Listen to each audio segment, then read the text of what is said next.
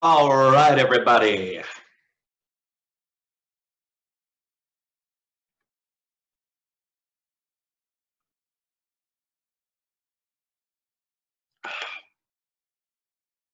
All right, everybody, and welcome. Question 8, last question on prudence. Thanks to Father Morris, who has really walked us through what a conscience is. Father, of course, told us that conscience is a judgment of reason, whereby we make a judgment of a concrete moral act that is going to happen, that is happening, or has happened. So our conscience can speak to us in the past, the present, and the future. Father told us, of course, that everybody has a conscience. Father also told us that we should always follow our conscience. But Father was also almost happily to tell us that our conscience can be wrong at times. So just because it's my conscience, right, it doesn't mean it's always right. It can actually be wrong. So this is the importance of a well-formed conscience, which is something you spoke about, right? That my conscience can be wrong. Just because I think it and believe it in my heart of hearts, it doesn't mean it's right. My conscience can be wrong.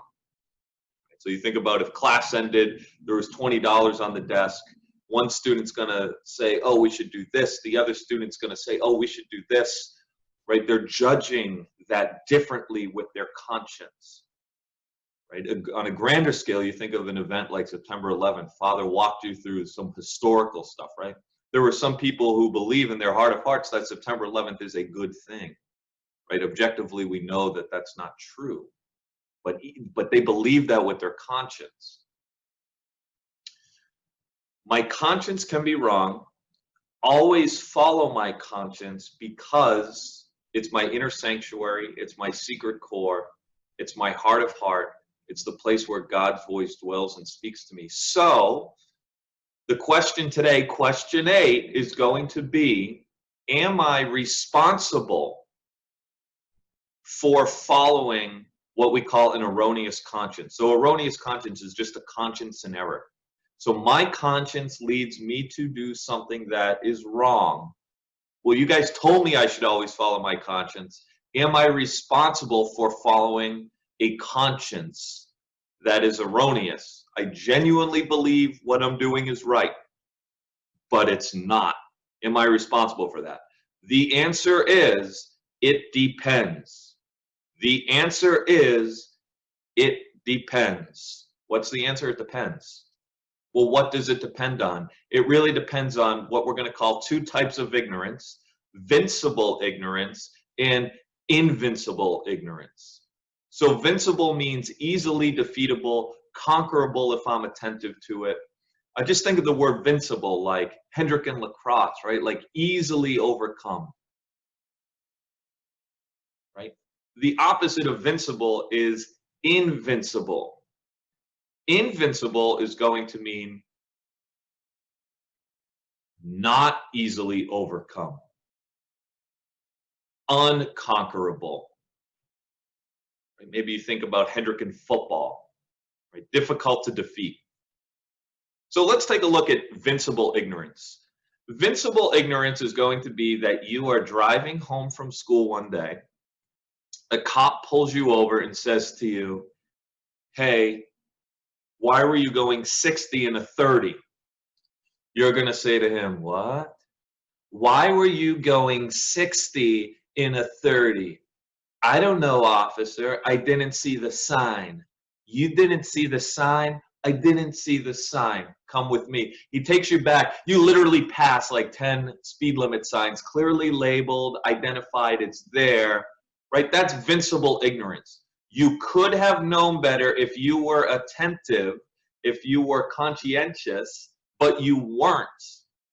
You just passed right by it. You didn't look at the signs. You're responsible, right? You're morally responsible. You could have known better. You chose not to. That's vincible ignorance, something that could easily be overcome.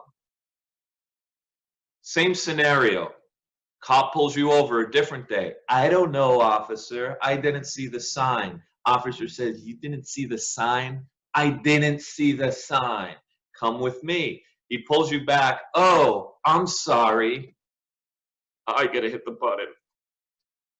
The sign actually could not have been seen. All the signs were knocked down. You were in a new town. You could not have known better, right? So you go into court, you tell the judge, well, I couldn't see the signs. I couldn't know any better. And the judge is going to say, yeah, you know what? You could not have known any better. That's what we call invincible ignorance. It was not conquerable. You could not have known any better. And because you could not have known any better, you're not morally responsible. In which case does the guy, you, in which case do you break the law? In which case do you break the speed limit? The answer is in both cases. In both cases, you are wrong. In both cases, you are breaking the law. But only in one of these scenarios are you responsible for breaking the law. And that is going to be vincible ignorance. So in our moral lives, we are responsible. We are morally responsible for following an erroneous conscience when we could have known better. If I can know better, I am responsible for following an erroneous conscience. I'm morally responsible, meaning the signs are presented to me, the signs are clear, and if I am attentive to the signs, I should have known better. Because I should have known better, I am responsible.